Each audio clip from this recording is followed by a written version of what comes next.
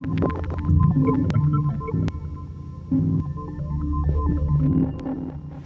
the exhibition Floraphilia Revolution of Plants is a very special exhibition. It's a show in which the main agents and main actors are plants, but plants seen in a very different perspective that we are usually using. Our goal here was to provide, was to put plants in a more political context and go away about this kind of a usual perception of plants that we have in our daily life. I don't know if you noticed this, but plants are getting really popular now. A lot of people are buying plants, are trying to undertake gardening activities. We have this whole big movement of urban gardening. And of course, this is not a bad thing. I think it's also a very good way of dealing with nature. But I think this perception of plants that we might have is a little bit reductive. We can also see plants in a much more deeper way. We can treat them as teachers. We can explore their political aspects, and we can really go beyond this kind of instrumentalization of plants that we very often experience in our life.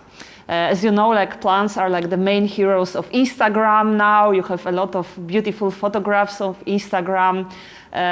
Cactuses and succulents are particularly popular. And I have a feeling that this interpretation of plants that we have there is a little bit superficial. Plants are mostly treated as decorative objects. They are decorations of our apartments. Yeah? They function in this context of interior design. Gardening, of course, is much better, but still I think we can really go beyond that.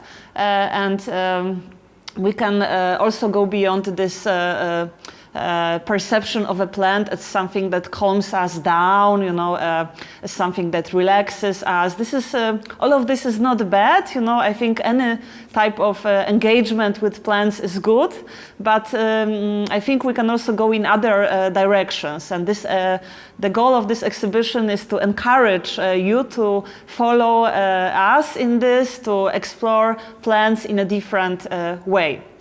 One of the inspirations of this, for this exhibition was a quote from Adorno, from one of his texts, in which he says that in times of political crisis, people really turn to nature. And in times when we don't see good political alternatives, we kind of turn to nature. We tend to treat nature as this kind of instrument or place that calms us down. So Adorno basically says that the value of nature in times of political crisis increases. And I think this is a very contemporary thought, and I think Adorno is really right. I think this kind of a rise of interest in nature, in plants, is really also strictly related to our political situation, to a kind of disappointment that many of us have with current political and economical systems. But what we would like to propose in this exhibition is to reclaim the political inspiration and use the plants for that. So we would like to kind of, through the exploration of plants, also think more about politics and society. And of course, this kind of attempt can be realized in many different ways. There are several paths that can help us to reconceptualize plants, see them in different ways. One of them is contemporary science. There is a lot of research on plants, new research on plants that shows that plants are much more complex than we think. That they communicate, that they really react to their environment, that they have memory, and that we tend to neglect them or see them as a kind of underdeveloped beings, but it's very unjust. I'm a philosopher, and you know, it's very interesting to see how philosophers write about plants. There is even a very interesting book about it by Michael Marder. And usually in philosophical systems, plants are like the low of the lowest, I would say, in this kind of a lowest position. A good example of it is Hegel, so philosophers also kind of follow this kind of traditional hierarchy of beings, and for them plants are this types of beings that are not very developed, and humans are much better, much higher in the hierarchy of beings.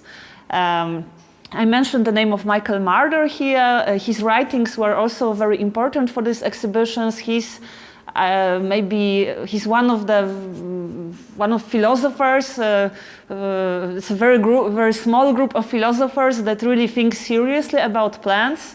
You can you can find many of his writings online on his website.